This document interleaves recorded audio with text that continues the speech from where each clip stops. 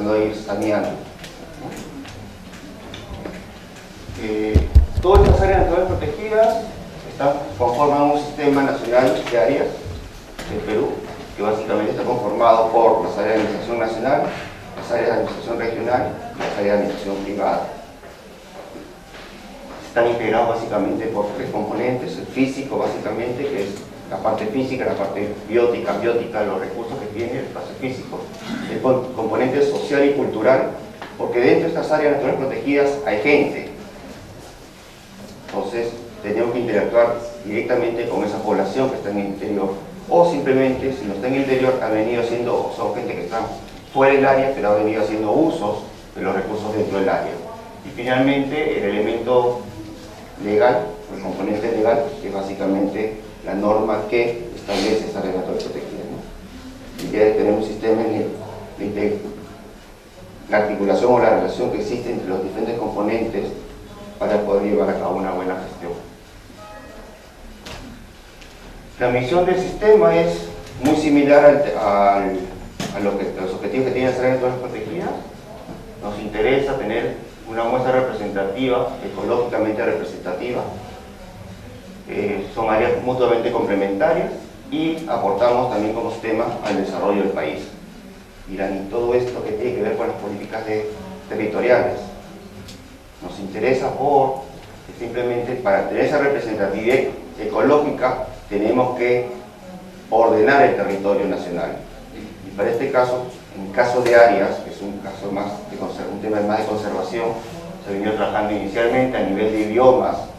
Las primeras áreas naturales protegidas que se crearon en el Estado peruano fue 3 básicamente, o fueron Puterbo, que fue una de las áreas más antiguas, creo que en el 61, una moción de un congresista, ¿no? Tenemos el Parque Nacional del Mano, pero inicialmente las áreas se querían tener, como eran muestras representativas, teníamos un área grande a nivel de selva, que es Pacaya San Miguel, que se establece casi en los años 40, teníamos un área a nivel de sierra, que es el Parque Nacional de Huascarán, y teníamos que tener una muestra a nivel de costa, y básicamente teníamos la Reserva Nacional de Paracas. Con el devenir de los años, ya en el año 2006 se empieza a hacer la actualización del Plan Director de la Estrategia Nacional de Áreas Naturales Protegidas. Se contrata dentro de este proceso de actualización, se hacen los estudios para poder identificar las ecorregiones a nivel nacional. Ecorregiones que se establecieron en ese momento o que han sido aprobadas mediante el Decreto Supremo 016-2009 del MINA, donde establece, se aprueba el Plan Director de Áreas Naturales Protegidas y se aprueba con este Decreto Supremo, se aprueban 21 ecorregiones a nivel nacional, básicamente ecorregiones terrestres,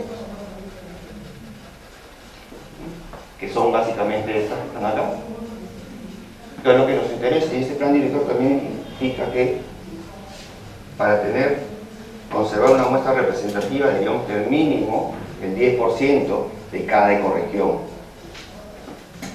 ¿Por qué 10%? La teoría, los estudiosos, manifiesta que si uno mantiene el 10% de un ecosistema, de una ecorregión, mantiene el 70% de la diversidad biológica existente en ese ámbito. En algunos casos no va a tener solamente el 10%, porque tenemos ecorregiones muy pequeñas, como esta de acá que tenemos, son las papas del Beni, o los manglares de Tumbes, que la superficie que tenemos a nivel nacional es muy poca. En el caso de manglares tenemos 4.500, 5.000 hectáreas. Si yo tendría el 10%, significa 450 hectáreas. Con 450 hectáreas no mantengo la diversidad de esos manglares. Entonces, en algunos casos necesito tener mucho más. Y así como vemos dividido u ordenado el país en ecorregiones, también la tenemos en la representatividad de nivel nacional. Ustedes pueden ya apreciar acá las ecorregiones correspondientes a la parte amazónica, se encuentran en color verde, que significa que tenemos una representatividad o que tenemos un porcentaje mayor al 10%. Áreas de selva tienen una diversidad, tienen ya están representados más del 10%. Las áreas de costa y sierra básicamente están en amarillo, lo que significa que tenemos entre un 1% y un 10%. Nos está faltando todavía completar la muestra. Y tenemos dos ecorregiones críticas, que son los bosques secos del Marañón y las punas húmedas del Titicaca. Tenemos esos dos ecosistemas tenemos una representatividad de menos del 1%. Como lo pueden apreciar en este cuadro. Es decir, los bosques secos del Marañón tenemos con las justas 0.43% a nivel nacional representado en áreas naturales protegidas. Punas húmedas del Titicaca, 0.88%. Las otras ecorregiones, una de las que también teníamos bajo era Valles Interandino, que es esta de acá, que lo hemos completado, incluyendo las áreas de conservación regional. Para determinar esta representatividad, básicamente tomamos las áreas naturales protegidas de administración nacional, o sea, todas las que les mencioné, las 9 categorías, sin considerar las zonas reservadas, y las áreas de conservación regional, porque son a perpetuidad. Las zonas reservadas, conforme se van haciendo los estudios, pueden categorizar, crecer un área, achicarse o simplemente desaparecer. Y nuestra estadística, nuestras cuentas irían fluctuando a lo largo de los años, ¿no? Igual en el caso de las áreas de conservación privada. Como les decía, estas son las 21 ecorregiones a nivel nacional, a nivel terrestre básicamente, ¿no? Que tenemos representadas dentro del país. Si lo vemos a nivel de cuencas hidrográficas, sabemos que el Perú tiene 3 cuencas hidrográficas: la del Pacífico, la del Atlántico y la cuenca del Titicaca. A nivel de cómo estamos la representatividad, a nivel de estos ámbitos, tenemos básicamente que a nivel de la región hídrica o la cuenca atlántica tenemos representado el 17.76% del nivel de la cuenca. Más o menos. La región hidrográfica del Pacífico, un poquito mejor representada, con 6.96%, y la región hidrográfica del Titicaca con 0.42%. Digo más o menos por los límites que estamos usando.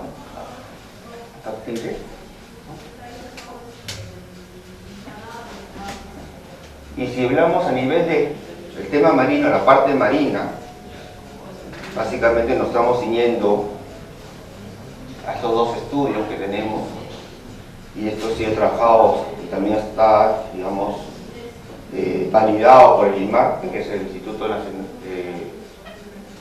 rector del tema marino, y básicamente tenemos dos provincias biogeográficas: la provincia del Pacífico subtropical, que es la parte de la corriente fría de Humboldt, y la provincia del Pacífico oriental tropical, que es la parte del mar cálido que tenemos en el norte.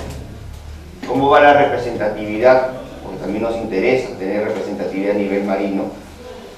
Básicamente tenemos en la parte de la provincia oriental templado, tenemos básicamente 3 áreas naturales protegidas que equivalen a 401.000 hectáreas. Tenemos la más antigua, la Reserva Nacional de Paracas, que tiene una parte marina; la Reserva Nacional San Fernando, la última que se estableció en el 2009, si no me equivoco, es la Reserva Nacional del Sistema de Islas, Islotes y Puntas Guaneras, que está a lo largo de todo el litoral peruano, ¿no? Y nos falta la representatividad a nivel de la provincia biogeográfica, o sea, la provincia del Pacífico Oriental Tropical. En ello venimos trabajando. Tenemos una propuesta que ha ingresado al Ministerio del Ambiente para esta zona acá, como una zona reservada inicialmente, para tener más estudios y poder categorizarla posteriormente. En el caso de la superficie marina, no trabajamos con porcentajes, trabajamos con superficie, por un tema sencillo. Inicialmente era por los límites que teníamos a nivel nacional, o sea, había una discrepancia en límites con nuestro vecino país de Chile. Y el otro problema que tenemos es ¿Dónde terminan los límites del mar peruano? Las 200 millas o las 12 millas que reconoce el área. Entonces yo prefiero decir superficie solamente. Ahora, todo esto hay acuerdos internacionales o metas internacionales. A nivel de las metas internacionales de Aichi nos establecen o nos proponen, y el Perú ha suscrito esas metas o el compromiso de establecer por lo menos el 17% a nivel terrestre y 10% a nivel marino. ¿Cuánto significa? Si teníamos casi 19 millones de hectáreas a nivel terrestre, ¿cuánto significaría tener 10% a nivel marino? Si consideramos solamente las 200 millas, significa otros 19 millones de hectáreas.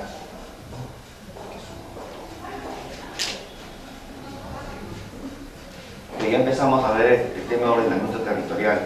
Ya tenemos espacios declarados para conservación. ¿Cómo llegar a cubrir ese 10%, esas superficies de representatividad que me están faltando? ¿Se acuerdan que los bosques secos del Marañón, las punas húmedas del Titicaca, teníamos una representatividad baja, menos del 1%?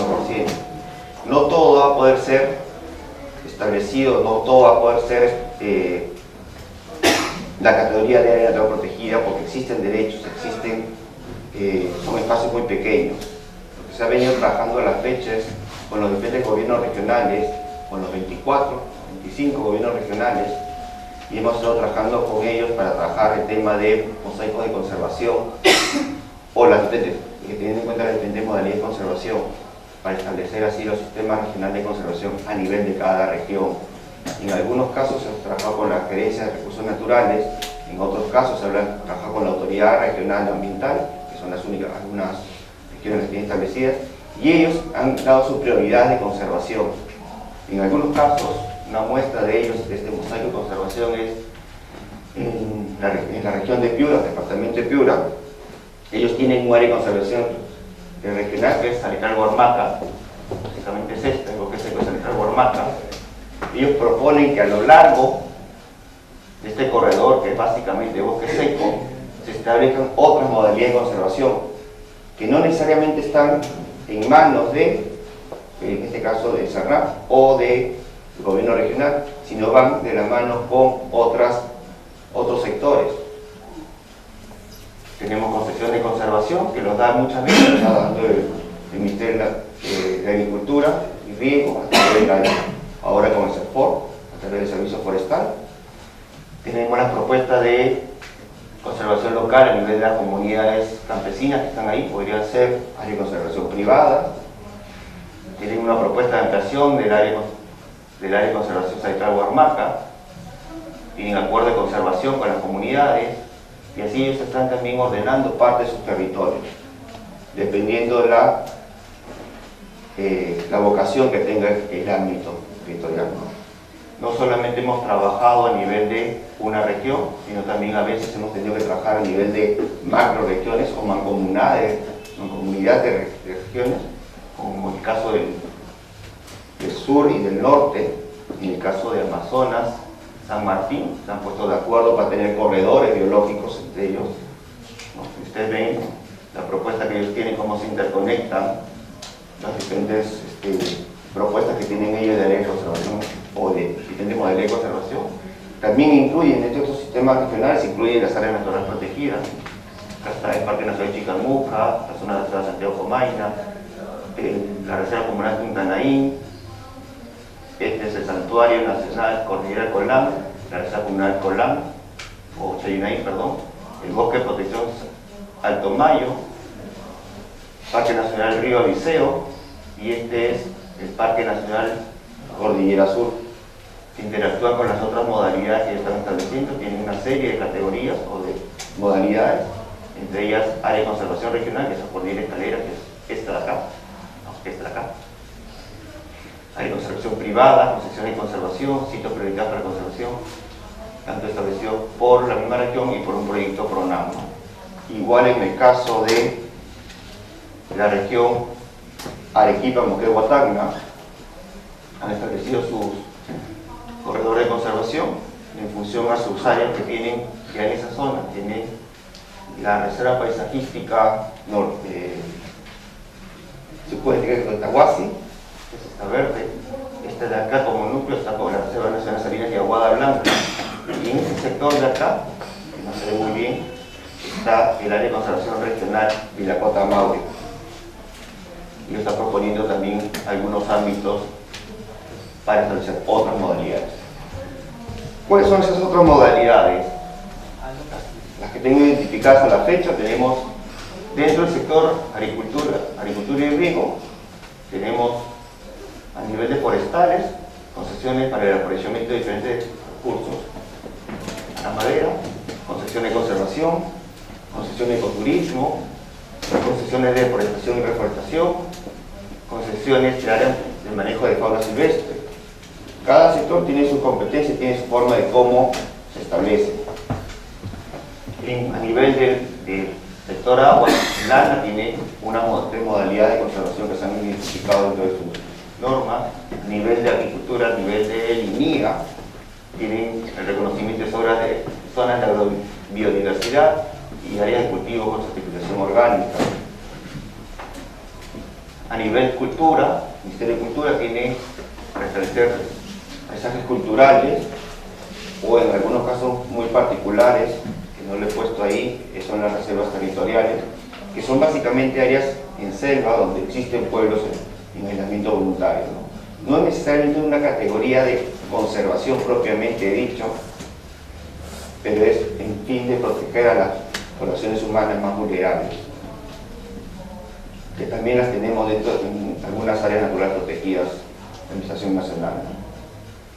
En el sector ambiente, ya los mencioné, tenemos las áreas naturales protegidas de Administración Nacional, tenemos las áreas de conservación regional, que son desarrollo regional, las áreas de conservación privada, que son de los propietarios de los privados. A nivel privado tenemos algunos reconocimientos que están teniendo ellos mismos. Y a nivel de producción también tenemos una serie de áreas de conservación o modalidad de conservación. Y a nivel de gobiernos locales también hay una modalidad, que son las áreas de conservación ambiental. Que hace poco, en el mes de junio, si no me equivoco, se han establecido dos, ahora último, en la región de Moquegua, si no me equivoco. Son dos áreas de conservación ambiental bastante grandes, ¿no? Creo que una tiene algo de 150.000 hectáreas y la otra tiene como 40.000, 50.000 hectáreas, no tengo el nombre. Estas son las modalidades y es de esa forma como ordenamos parte del territorio con fines de conservación.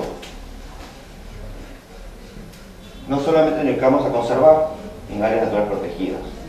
Como les mencioné, uno de los objetivos también que tenemos como área y como sistema es contribuir al desarrollo sostenible del país. ¿Cómo contribuimos al desarrollo sostenible del país? Otorgando derechos, aprovechando los recursos que tenemos. Donde tenemos competencias, por lo menos, son a través de aprovechamiento de recursos naturales, renovables básicamente, ya sean forestal o fauna, flora y fauna,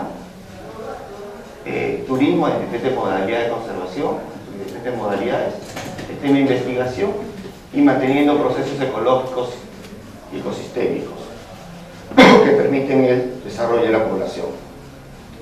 Ejemplo de ellos tenemos a nivel de recursos hidrobiológicos que se vienen aprovechando en áreas. Tenemos, aprovechan araguana, básicamente esta especie de hidrobiológica que se encuentra en la selva. No se aprovecha el pescado de por sí, se aprovechan los alevinos, que son estos, son las crías de esta especie que es la araguana.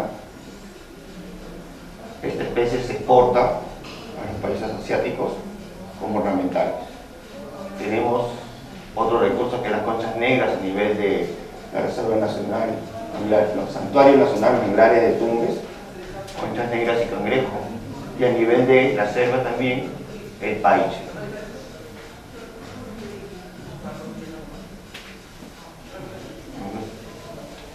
A nivel de otros recursos también tenemos otras especies como las taricayas, charapas y vicuñas que se vienen aprovechando los recursos. En el caso de taricayas, se trabaja mucho con Entonces no solamente se aprovecha el recurso para comercializar, sino también se repone al al ambiente, ya que están haciendo unas campañas de reintroducción de especies. Y es algo muy particular. Se trabaja muchas veces esta actividad, más que trabajarla con los adultos, se trabaja más con los niños, porque les queda una conciencia más ambiental. La experiencia de este recurso es: uno va a la playa, las playas de los ríos amazónicos, colecta los huevos y los pone en unas playas artificiales. ¿Por qué colectan los huevos? Porque muchas veces, después de la puesta de los huevos de las talicayas, a veces hay inundaciones o hay especies que las depredan. Entonces se retira un número de huevos, se cultivan o se crían o se incuban en unas playas artificiales libres de depredadores y libres de espacios donde se puedan inundar, y al cabo de un tiempo empiezan a eclosionar y nacen las talicayas. Normalmente los acuerdos que se han tenido es el 10 a 15% pueden comercializarlo, el resto lo devuelven al río. Y es donde los niños se divierten haciendo esta actividad.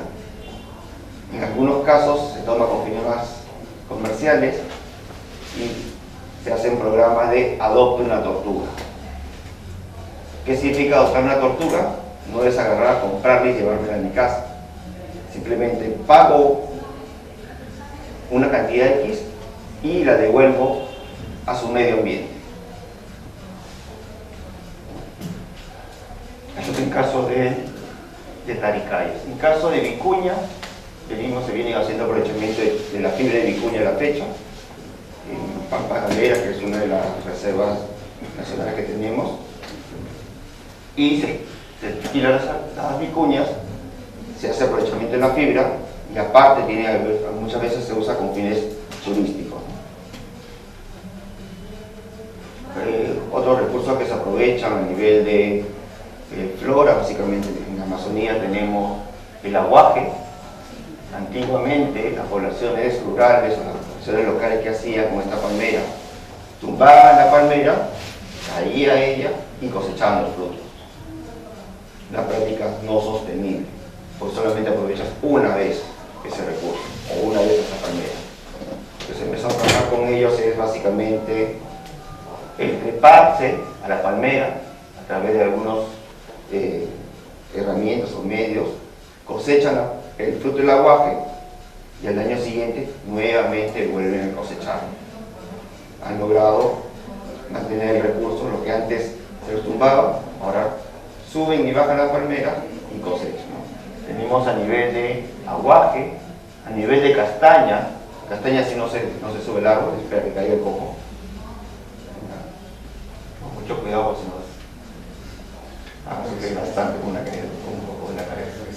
A nivel de palmito, son especies de palmeras que se han reforestado y que se come el cogollo, básicamente, y se procesa y se industrializa parte del recurso, ¿no? Tenemos otras actividades que venimos promocionando, actividades turísticas que se vienen dando. La población local a veces da servicio para hacer caballo, lo que les decía, el chat como una actividad turística. La venta de artesanía, la presentación de artesanía de algunos productos que ellos comercializan, el trabajo de guiado que hacen algunos pobladores locales,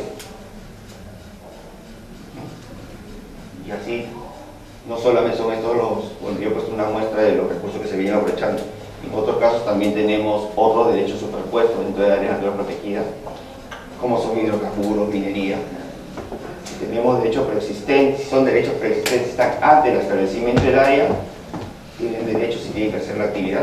Caso contrario, tendría que darse una opinión previa vinculante para el otorgamiento de un derecho dentro de áreas naturales protegidas. Y así es como empezamos a ordenar parte del territorio. Nuestra información está en nuestra página web. Tenemos disponible al público los checks de áreas naturales protegidas, donde los pueden descargar. Dentro de la página web hay un geoportal, hay acceso libre a los usuarios y pueden visualizar todo lo que son las áreas naturales protegidas de la Administración Nacional, las regionales y las privadas, y su zona de amortiguamiento. Y todos esos 4 checks son descargados, libres al público. Y eso sería mi presentación. Agradecemos la presentación del señor Fernández. ¿Alguna pregunta? Sí, pregunta. Mencionó que actualmente, bueno, en el año 2006 se aprueban 21 correcciones terrestres a nivel nacional. Bueno, me gustaría saber el criterio. Lo que pasa es que, por ejemplo, las clasificaciones de correcciones en el país son diversas, dependiendo del autor, ¿no? Por ejemplo, en Google Drive teníamos 84, ¿no? Y ahora nos sorprende y decimos, bueno, ahora no es 21. Ok, ¿de acuerdo a quién, qué criterios se evaluaron, no? Sí, a ver. Lo que teníamos antes eran zonas de vida y teníamos 84 zonas de vida, ¿no? Que básicamente ahí el criterio que cuando uno establece zonas de vida básicamente son temperatura, precipitación y evapotranspiración. Entonces yo podía tener de la cordillera de los Andes, en este lado hacia el Pacífico, podía tener los mismos datos que hacia la parte del Atlántico. Y no necesariamente tenía la misma diversidad biológica. Solamente tomando los tres criterios: temperatura, precipitación y evapotranspiración. En el caso ya de ecorregiones, Brack hablaba, el ex ministro Brack hablaba de 12 ecorregiones